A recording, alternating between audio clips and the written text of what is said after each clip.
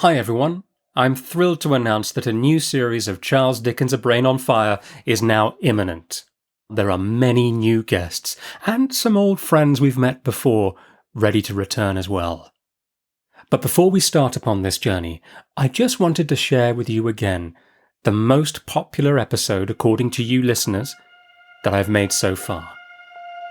The guest is Stephen Fry, and the book is Bleak House. Hello everyone, today's guest is a hugely celebrated actor, writer, comedian, director and broadcaster. But I can already see him tearing up those labels and starting again. Always wary of being imprisoned by nouns, our guest prefers to live his life as a verb.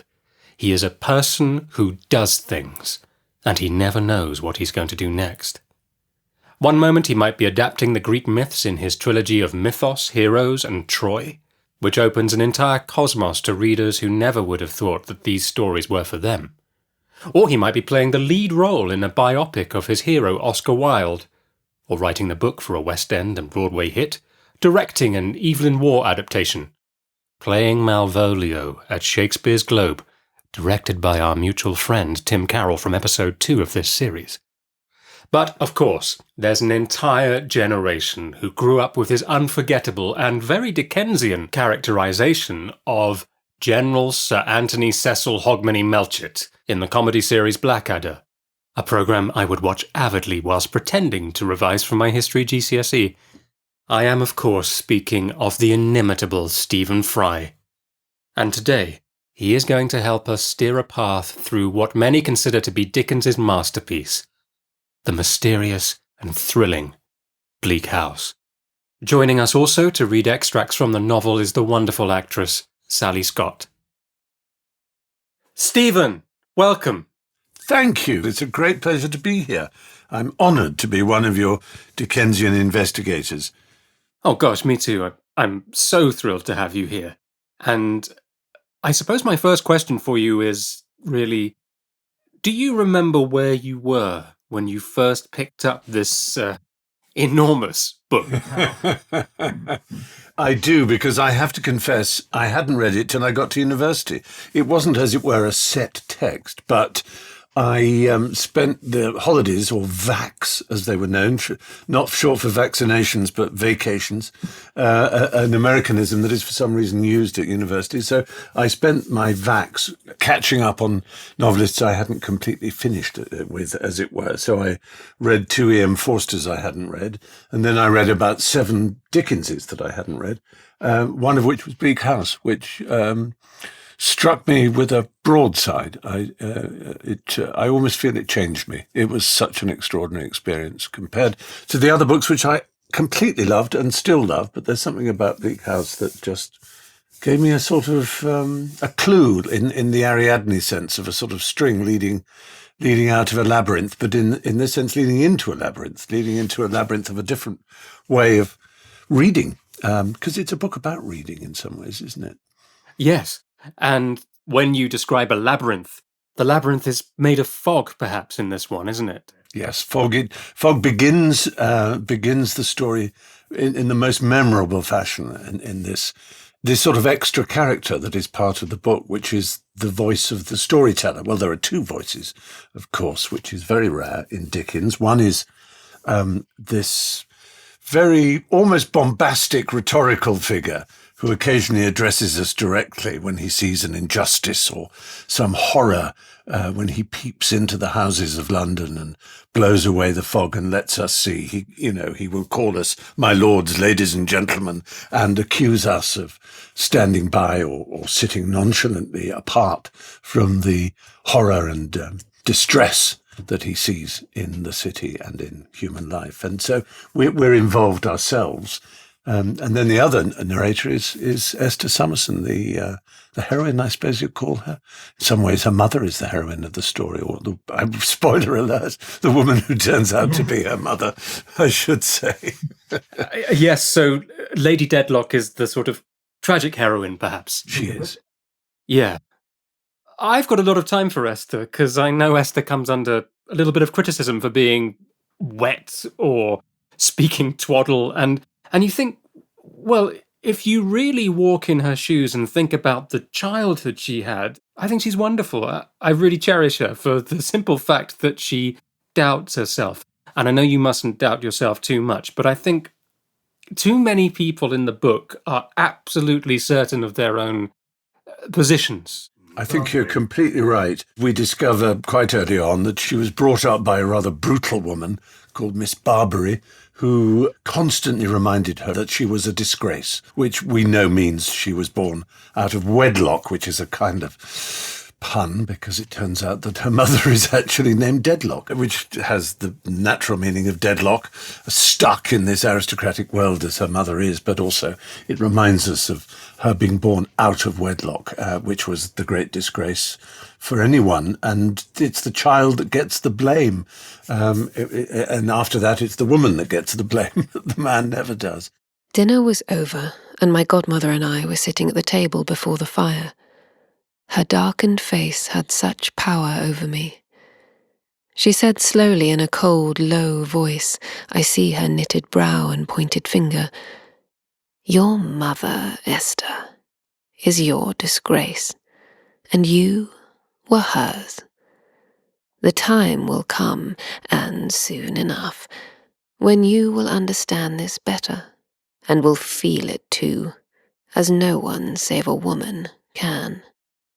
She reminds me, Esther, and I agree with you, I have a great deal of time for her. She reminds me very much of Jane Austen's most insipid, some people would say, heroine Fanny in Mansfield Park, also regarded as a bit of a drip and a bit sort of goody two-shoes compared to the bubbly Eliza Bennet and Anne Elliot and others who, you know, the sisters in Sense and Sensibility all seem to have more life. But I think the point is, with characters like that you understand that some people aren't extrovert and full of charm that win over the reader with their vivacity. Some of them are quiet and staid, but have a deep quality of honour and a placid nature, which is a very common human nature. In fact, most of us know people who always apologise because they aren't the life and soul of the party, and I'm a bit shy and I don't like going out. But there are very often people we value enormously. And I think we should in literature too. We should take a note of Esther and realise that she, as we would say now, negotiates her lived experience with splendid honour. Absolutely. And of course, there are extroverts in life that are not always the life and soul of the party. You've described, I'm sure I've read this sentence from you somewhere, where you described the yawning chasm between public and private. Yeah, absolutely. And novels, as Dickens was experimenting with, I mean, it was still a relatively young form. I mean, he's only 50 years after Jane Austen was at her peak, for example. And he's discovering that novels can move in and out of the public and private characters that, or natures of those characters that he is portraying, and that is part of what a novel uniquely can do, that it can bring you inside a character's mind and then it can lift you above like a drone shot looking down, or like a marionetteer or something. Yes, and there's that fantastic description in the opening chapter of imagining people being up in a balloon. Yes. A sort of an illusion of the city being in the clouds because of the fog. So yes, he straight away has that aerial view you just mentioned between the two narratives. There's the third person narrative, which is more Dickens, isn't it? And Esther's first person. And then there's the different uses of tense that Dickens uses as well. But you do read it, I think, and you're so absorbed in it that all of that passes you by without you noticing sometimes, I think. That's right. The third person narrator does use the historic present tense, whereas Esther is always writing from the past. And without us necessarily knowing it, that immediately tells us that Esther will get through this because she's not writing it from the grave, we assume. Yes. It's not papers discovered post-mortem. And so even when it gets to a part of the story where she becomes dangerously ill, we sort of know she must pull through. But we don't know that about any of the other characters, and she doesn't know it about any of the other characters. So our knowledge is compromised and played with wonderfully. And I think the whole thrill of the book is that, I mean, I can remember this first reading, which I can't of a lot of books. I mean, I sort of dimly recall when I first read this book or that book. But with Bleak House, I can remember even that first chapter thinking, this is all going to connect up. As we start to meet different characters, I think, how are all these people? I know they must be connected. And you sort of know that it's a book. I use the word clues, meaning like Ariadne, a string that she gave, a thread that she gave to Theseus to play out through the maze, through the labyrinth on his way to the Minotaur so that he could follow his way back out. Those were called clues. And we've used the word since in crossword puzzles, and most notably, especially with reference to this book, in detective stories, which this famously is. Some people would call it one of the very first detective stories. It's up there with Dickens's friend Wilkie Collins' Moonstone, for example, or the Edgar Allan Poe stories. And it's certainly Inspector Bucket is a memorable figure from Scotland Yard, whom one could regard as a true fictional detective. So there are clues, and very quickly you know there are clues, and you know they're all over the place, that they're in a lawsuit, they're in papers held by some weird figure, crook, and you know that there's a mystery. There's even a character called Nemo. I mean, it's so in your face, kind of symbolic, and yet it's also deeply detailed, and a whole picture is brought to life of this world, mostly London, the legal area of London, and the little courts and strange places where people who are satellites of the legal industry, either by being law copiers or something similar, selling legal ink. And it's a profession that has its own sub-professions and trades. And we meet lots of lawyers. We meet the most famous one, Mr. Tulkinghorn, who's a malevolent figure in the background, pulling strings, a sort of spider, monitoring the twitches on the web. And a rather fruity, orotund figure called Kenge. Conversation Kenge is his nickname because he speaks so absurdly. And there's a charming sort of legal clerk called Mr. Guppy, who's a divine figure. It was at the theatre that I began to be made uncomfortable again by Mr. Guppy. I was sitting in front of the box one night with Ada and Richard, when, happening to look down into the pit, I saw Mr. Guppy, with his hair flattened down upon his head and woe depicted in his face, looking up at me. I felt all through the performance that he never looked at the actors, but constantly looked at me, and always with a carefully prepared expression of the deepest misery and the profoundest dejection. It was so very embarrassing, and so very ridiculous. So there are all these characters circling around law, and then in the middle of this maelstrom, there is the famous legal case of Jarndyce versus Jarndyce, which has a huge sort of symbolic, fantastic quality to it, as so much in the story does.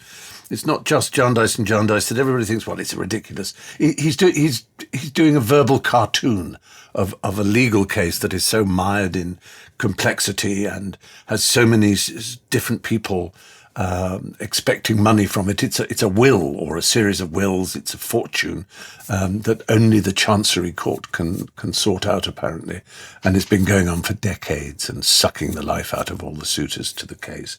And you think, well, that's a kind of cartoon, just as then Mr. Crook dies by exploding, spontaneous combustion. Yes. Kind of leaving just a sort of layer of fat all around the room. Horrific, the description in that entire sequence, isn't it? Yes, it really is amazing. And if you read it with hindsight, it's even worse because, the signs of the soot falling in the room below and this goo. Yeah, this sort of lard-like tallow. Yes, it's quite disgraceful. Because he's become literally a human candle and his fat has burned down. And that's supposedly the explanation. I remember writing essays and things on Bleak House at university. I did a dissertation on it, and I remember researching or trying to research all the cases of spontaneous combustion that may or may not have occurred. And I know Dickens was actually quite cross that people thought he was making it up or exaggerating or kind of falling for an urban myth. And in the introduction to the first edition of the book, when it was produced as a book rather than in its 20 serial parts, which is how it first appeared in the early 1850s, I think it was, he quite roundly accused his detractors of not understanding the truth of the spontaneous combustion. And people thought the same of Jarndyce and Jarndyce. So there is this feeling in the book that he's moving into an almost modernist symbolic kind of literature where he's, which is a fantastic and brilliant caricaturing of the world, but at the same time there is this fantastic detail, this extraordinary ability to make it all real, and you can smell it and touch it and taste it and all the things that good writing is supposed to do for your senses. London. Michaelmas term lately over, and the Lord Chancellor sitting in Lincoln's Inn Hall. Implacable November weather. As much mud in the streets as if the waters had but newly retired from the face of the earth, and it would not be wonderful to meet a megalosaurus, 40 feet long or so, waddling like an elephantine lizard up Holborn Hill. Smoke luring down from chimney pots, making a soft black drizzle, with flakes of soot in it as big as full-grown snowflakes, gone into mourning, one might imagine, for the death of the sun. That's the great fun of Dickens, I think. As you were saying, his use of caricature and symbolism. There's actually a phrase I picked up from the book, reading it again in preparation for our chat, which is augmentation of reality. Brilliant. Which is essentially augmented reality, as we'd call it today. They are. Here we are. Yes. Exactly. And as you know, and as many tuning in will know, Dickens was a prodigious walker. One of the most extraordinary things about Dickens, and it's true of many people from the Victorian era, is just the energy they had. It is almost unbelievable. And that's true of, Ruskin and Carlyle and Darwin and Tennyson, the amount of letters they wrote, the sheer volume of correspondence they kept up on top of the actual writing they were doing. And in Dickens's case, it's not just those enormous novels, and Bleak House is one of his longest, if not his longest. I think Our Mutual Friend is also very long, I think, from roughly the same period of his writing. But anyway, it's a very big book, certainly by modern standards. On top of that, he was writing whole editions of his magazines that he ran and keeping up a furious correspondence and walking 20, 30, 40 miles a day around London, absorbing it. A later character that we think of as sort of an epitome of Victorian London is Sherlock Holmes. And there's a great deal that you can think of as part of the Victorian experience, is that they were aware of this enormous organic entity that had been built up in their own lifetimes, the city, that had become something quite different from what was a town that then became a larger town. London became something else. It became a living organism, and the people within it, the bacteria, you and me and everyone, are connected in an organic, holistic way, that it's, without being too kind of pretentious and sophomoric, as they say in America, Dickens, we know, hated utilitarianism. He wrote against it most fiercely in Hard Times.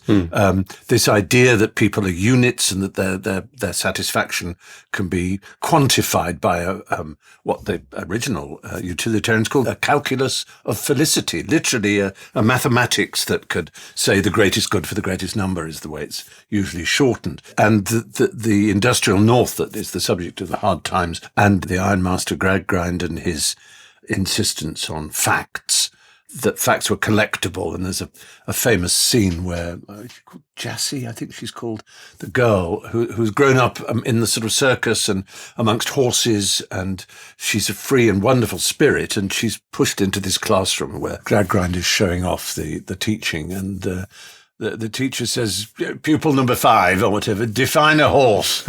And Jessie just kind of freezes. How do you define a living creature? She doesn't think that. We think that for her. And then, what's he called? He's got a wonderful name. Bitzer, this annoying boy, says, graminivorous quadruped. Graminivorous meaning, eats grain and grasses, and quadruped four-legged. It says, good boy, you know what a horse is. And that is the perfect moment in which Dickens encapsulates this. And also you see Gradgrind's cabinet of, like all Victorians, he's a taxonomist. He collects labels, orders, categorizes. Everything has its place and can be numbered. And that is part of what the Victorian scientific movement and the Industrial Revolution and the economics and the political science of the time were all about. But Dickens, I think, understood the opposite point of view, that rather than atomistic, in which we're all individuals bouncing off each other in a kind of swirl of Brownian motion in the fog and smoke of reality, we're all bouncing off each other as individuals. Yes, that's one way of looking at it, but the other way is to understand that we're actually all connected. We're not separate particles. And the two things in a city, in his day, he didn't have electricity and the telecommunications we have now, but the two things that unite people, or at least that can connect people, are money and disease. Yes. And Dickens almost treats them as the same. Joe gets given money from Nemo, Joe the crossing sweeper, who literally sweeps the crossing, the way people connect. He sweeps it away. It's a wonderful image. And he's one of the most memorable and beautiful characters Dickens ever created. And his death and his complaints, which are utterly, really without self-pity, they're just a kind of realistic recognition of the deep tragedy of his existence, of being moved along all the time, being moved along, not having a place. But he connects, he gives the disease to Esther that nearly kills her. He is given money that gives Tulkinghorn the knowledge that he knows something about Nemo that may threaten the deadlocks, and so he has Bucket move Joe along. That Joe is the unwitting receipt of things that connect him to people he doesn't really feel connected to, but Dickens shows he is, and that money and disease are vectors of communication that are sort of the same. They despoil and they ruin. One, of course, we run away from, and the other we run towards. But it's really interesting, I think, when you look at it in that way. Absolutely. I think Bernard Shaw said that at one point there are thousands rotting their lives away in the jails of Europe for writing pamphlets a tenth as seditious as Bleak House. Something like that. That's the thought he expressed. He recognized, as I think anyone does when you read it, that it is an absolute critique of hierarchy. If you like, this is a bit Niall Ferguson, but the world of Lester Dedlock is a world of hierarchy. Everyone has their place in strata, and he's at the top. And he's constantly going, Sir Lester. He's always going on about how things threaten that order, and his thing is the floodgates. The floodgates will open, and when that happens, he and his type, the aristocrats, will be over, and he has to stand up for that in a ramrod, deadlocked fashion, because hierarchy is deadlocked. It's like a Neapolitan ice cream, frozen layers and levels. But Dickens is arguing that it's a network of nodes of connection, which is not a hierarchy. It's far more like what we understand society to be, a network. And we actually have it now. When we say network, we think of it as a technological thing. And in a way it was in Dickens's time, and it was messengers and runners and policemen and maids and people who connected, people who in Victorian terms shouldn't be connected. And Dickens is showing the disease of Victorian England is that everybody thinks there's a place for everything, a number for everything, and the world will work if people stick to their place, and they can be well treated in their place, and they can be charmed, as famously Scrooge says, are there no workhouses? Are there no prisons? They have places to go. But what mustn't happen is they mustn't fuse together, or the floodgates will open and the whole cake, or the whole Neapolitan will melt. And he's saying, but you don't understand. Human beings aren't really like that. There's a network. There's a connection between the old soldier who runs a shooting gallery. There's a connection between him and the neighbor of John Jarndyce, who has a law case going on with the deadlocks. They're all connected. And, we know this phrase, only connect. It's a famous Forstierian motto of Howard's End. And we know through comic novels like duck gently, and so on, that you can use this fact, the fact in physics that everything is connected, to paint visions of how humanity is. But I don't think anybody did it in quite the way that Dickens did, and he had to help him that he was at a time where suddenly in the city, although there were areas where Joe was, the Tom All Alone's, his Rookery and St. Giles's, and all these places, he shows that they're all actually one, and that mankind is one. And in that case, it's a fantastic novel of brotherhood, of connection, a tragic one. Yes. Sorry, I've talked far so much. I've given my thesis. No, this is wonderful. What connection can there be between the place in Lincolnshire, the house in town, and the whereabout of Joe the outlaw with the broom, who had that distant ray of light upon him when he swept the churchyard step? What connection can there have been between many people in the innumerable histories of this world, who from opposite sides of great gulfs have nevertheless been very curiously brought together? Joe sweeps his crossing all day long, unconscious of the link, if any link there be.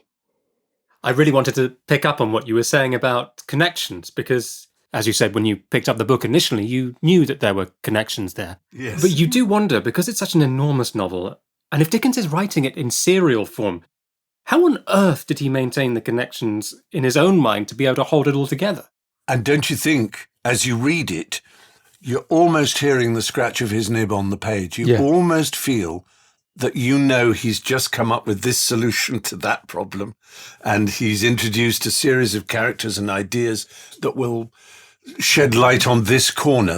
So quite late on, you meet some characters who are going to be very important. The fellow who turns out to be the son of the Dedlock's housekeeper, Ranswell, I think her name is, and one of his most malevolent characters, Grandfather Smallweed, who really is as repulsive a figure as anyone. Yes, Smallweed. He reminds me of Francis Bacon, the screaming popes.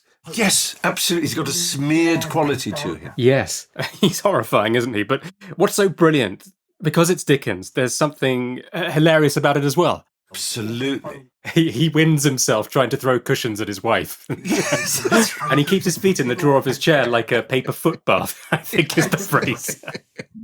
It is phenomenal. And we're laughing here, and it's worth it if people are listening and thinking, oh, I'm going to read Bleak House. It sounds amazing. And it is amazing, and I think you'll be astonished.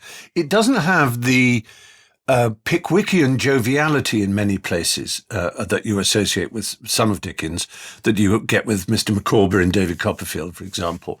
It's darker. It's a more adult novel in a strange sort of way. And that's a thrilling thing, because you realize that Dickens was almost throwing away the thing that made him most popular, and that is the creation of adorable characters that you're all going to imitate, like Mrs. Gamp, that you can all do an imitation of virtually, like Uriah Heep, even he makes them darker, more tragic, or more malevolent.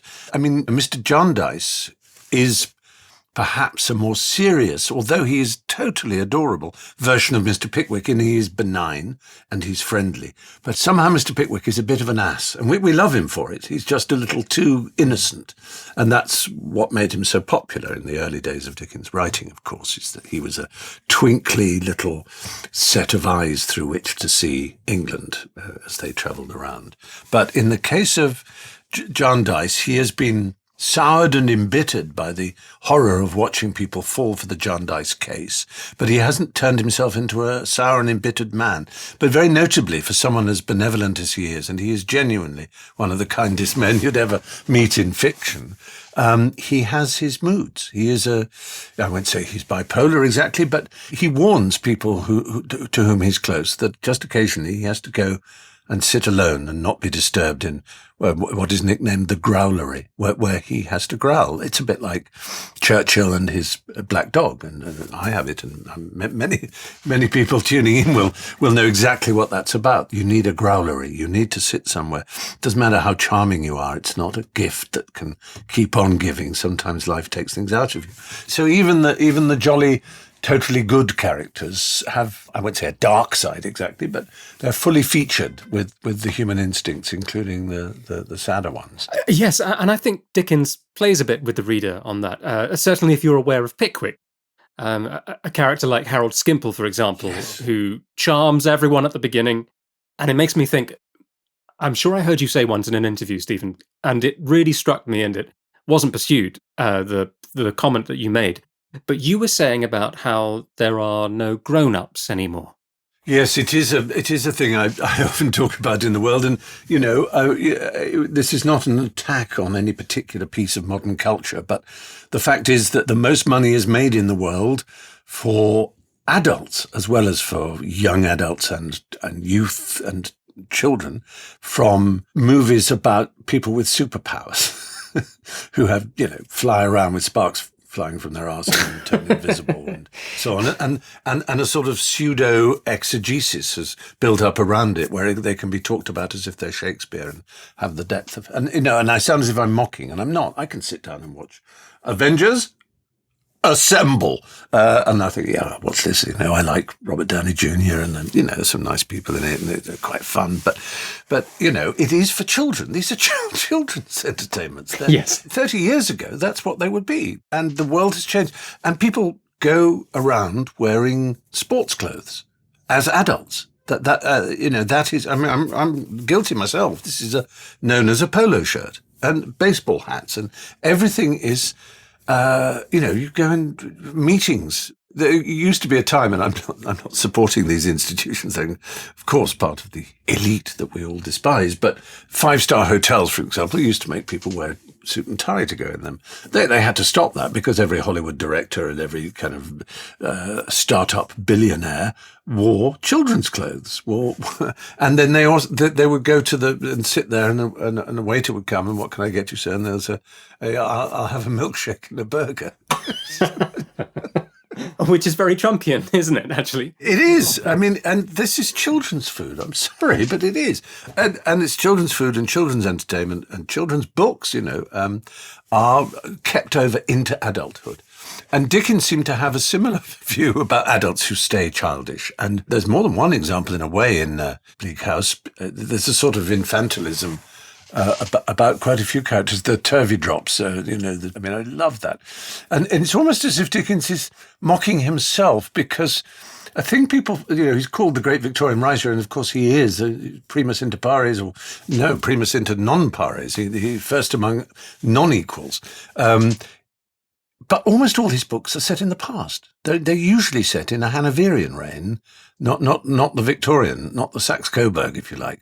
And that's true of Bleak House as well. I think it's considered to be set in the reign of George IV in the 1820s, maybe a tiny bit earlier, just before Victoria gets onto the throne. And of course, his most popular novel, one of the most popular novels ever written, Tale of Two Cities, is obviously set at the time of the French Revolution. And almost all his books actually are set in the past. David Copperfield, all the others. If you think of a typical Dickensian costume, it's actually late Georgian. It's not Victorian that you see the men in. And so in the case of Turvey Drop, who's a dancing teacher, or he lets his son do all the work, he lives in the period of the Regency and dimly claims acquaintance with Prinny, the Prince Regent, and wears the clothes and the corsets and the slightly exaggerated, fobs and quizzing glasses. Just then there appeared from a side door old Mr. Turveydrop. He was a fat old gentleman with a false complexion, false teeth, false whiskers, and a wig. He was pinched in and swelled out, and strapped down as much as he could possibly bear. He stood poised on one leg, in a high-shouldered state of elegance not to be surpassed. He had a cane, he had an eyeglass, he had a snuff-box, he had rings, he had wristbands, he had everything but any touch of nature. He was not like youth, he was not like age. He was not like anything in the world but a model of deportment.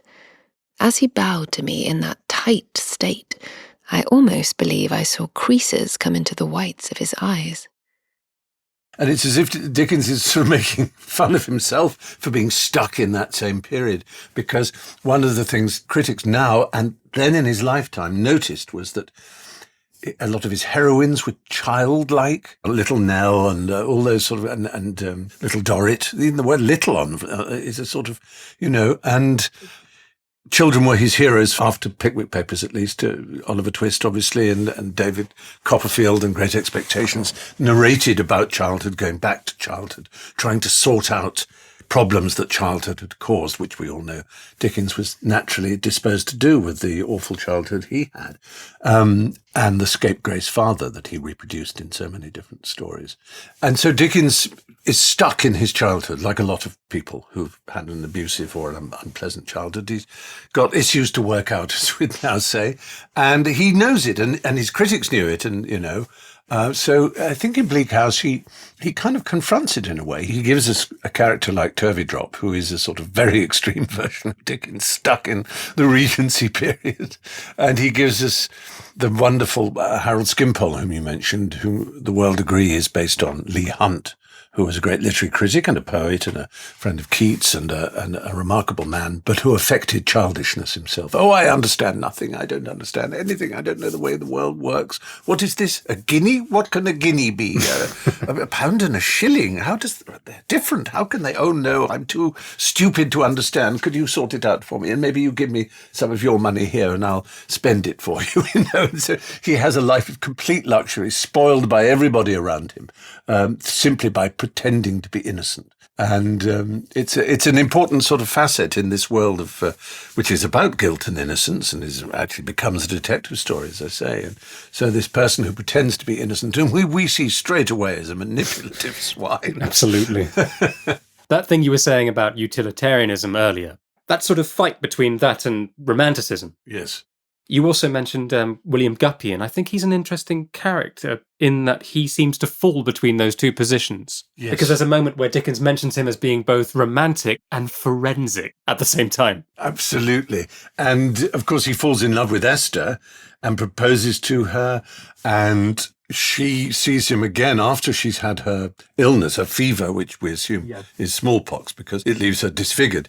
And he, of course, no longer wants to marry her. So he's not only, he doesn't have the romantic sensibility of one who will sacrifice his possible happiness on the altar of his fervent love, but he thinks, no, I don't want a wife who looks like that. Thank you very much. It sort of gets worse, doesn't it? Because Guppy makes the proposal and he is rejected. Then Esther suffers her illness. Her face is disfigured. So he retracts the proposal and then makes it again. It is brilliant. And your point, of course, romanticism is exactly the word I should have brought up when talking about that, the symbolic side of him. A lot of it is part of what used to be called the pathetic fallacy, which is to say that in romantic writing, poetry, and fiction, the landscape and the weather take on the emotional experiences that are being undergone by the heroes of the book. So for the hero's stormy, the world is stormy. The things around him are transformed by him, and he usually is a him as a romantic hero, and by his sensibilities. And that's called the pathetic fallacy, pathetic in the sense of feeling. And so you can look on the book as having a lot of that the explosion of Mr. Crook and the some of the more extreme descriptions of the world you can regard as symbolic and also as reflective of the nature of the characters and what they're undergoing and of the mystery and the sort of cancer at the heart of the flesh of the book. But what's so clever and great about Dickens is that his romantic pathetic fallacy is actually almost on a Zola-esque element of reality. It's a realistic portrait. And I know, again, this is just sort of dimly recalling my research getting on for 50 years ago. But I and it was before there was an internet, so it actually meant I physically had to go into libraries and do things with index cards. But I know a lot of legal historians say that this book is extremely useful in terms of bringing to life the truth of the Chancery Court and this ecosystem of lawyers and paralegals and legal stationers and so on.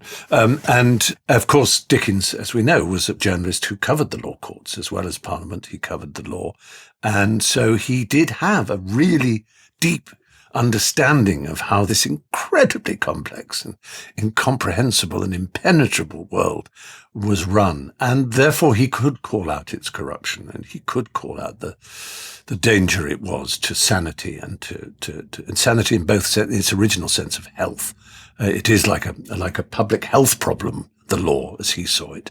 A public mental health problem, as we'd now say. It drove people mad. And we see, yes, from the beginning, we see that process. We're told it when we first meet Jarndyce and Jarndyce, and we meet some of these characters. Who's the man from Shropshire? There's the man, Mr. Gridley, Mr. Gridley, poor Mr. Gridley. And of course, we meet Miss Flight and who's, because the names are also part of that symbolic romantic thing that Miss Flight keeps birds and the birds are in the cage and she'll let them out when the case is, over. They've all got symbolic names, truth, honesty, prudence and all that sort of thing. And they're all trapped. It's an image of the court case itself. Hope, joy, youth, peace, rest, life, dust, ashes, waste, want, ruin, despair, madness, death, cunning, folly, words, wigs, rags, sheepskin, plunder, precedent, jargon, gammon and spinach. And we meet Jarndyce when he is appointed ward of these two wards in Chancery, who are children who are orphaned and they're not related enough to stop them falling in love and marry. But they're both potential beneficiaries of the money from the will if the case ever gets solved. And Jarndyce tells them with absolute clarity and certainty that they must never involve themselves in the case. Look at these people around us. Their lives are ruined. Their minds have gone. That Jarndyce has destroyed them. And they nod, these young, healthy, new generation people. And we watch in horror. And it's one of the great stories of the book. It's so recognizable. A young man with ideals, but also ambition and hope, is slowly sucked into something he doesn't quite understand. It's the equivalent of him, I don't know, starting off day trading or online and suddenly owing hundreds of thousands and then millions and then not being able to get out of it. All undertaken with the best motives. And when the family members, especially the women, say, "Are you sure this is wise?" "Oh, you don't understand. I understand this. It's fine. Don't worry. I know what I'm doing." How many times have men said that to women and been wrong and self-deluding in the most appalling way? And we watch Richard's journey in horror as that happens. And it is a total tragedy. He ends up dead, of course. It had given me a pang to hear Richard sob and see the tears start out between his fingers. But that was infinitely less affecting to me than the hopeful animation with which he said these words. "I have looked well into the papers, Esther. I have been deep in them for months," he continued, recovering his cheerfulness in a moment. "And you may rely upon it that we shall come out triumphant. It will be all right at last, and then you shall see." And it's very tragic, obviously, that Miss Flight outlives Richard. Yes. Old Miss Flight is alive at the end, and he isn't. Yes, it's very sad. And there's something else, is that these characters fall into the trap of Jarndyce, but they seem to know that it's going to fail. But it's like an addiction, where one part of their mind can see it for what it is, but at the same time they can't let it go. And that's true of all addictions, I can tell you. That's true of alcohol, it's true of, drugs, it's true of betting. The terror and pity of that addiction is the part of the brain that knows that this is destroying the addict. They know that, but nonetheless, they just have to. That next fix, that next day in court, that next line of coke, that next drink, whatever it is, that next bet on that horse, and then I'll be clear. I just need that, and then the next, and so on. And people watch by just in a state of sorrow and horror, unable to intervene, as the modern phrase is. And they try interventions with Richard. They all do. But of course, he also has his drug friend. He has. Who's the lawyer who, is it Voles. Oh, the Voles, Mr. Voles, who's a dead, horrifying figure, kind of, he's like a tomb, isn't he? And he sucks all the money and occasionally when he deigns to speak as a proper person, he's, we're getting there. Don't worry. Just a little more money and we'll be there. Yes, and he also makes the distinction between something that's immoral and unlawful. In Volz's mind, something unlawful is to be avoided, but there's not really any such thing as immoral. No, absolutely right. That's beautifully put. And I mean, the more you talk about it, I think it is one of those books that if you've read it once richly and enjoyed it and maybe then come back to it a few years later, when you then have a conversation with someone about it who knows it as well as you do, you realize there are corners of it that you haven't even ever shared with anyone or even really thought consciously about that have a depth and a magnificence and an interest and a sort of, they help illuminate the whole thing, and you'd never even considered them. It is full of these riches. It's very hard to describe exactly why it's such a satisfying and intriguing, beguiling read. I want to read it again, and I read it last about only 2 years ago, I think. And actually, no, it was 2 years ago. I didn't read it. I had the enormous pleasure of being read it by Miriam Margolyes, Yes, who is the greatest reader of Dickens, I think. Well, Martin Jarvis is brilliant too, but she does Bleak House unabridged, and it's available for anyone who has one of those accounts with a talking book company, an audiobook company.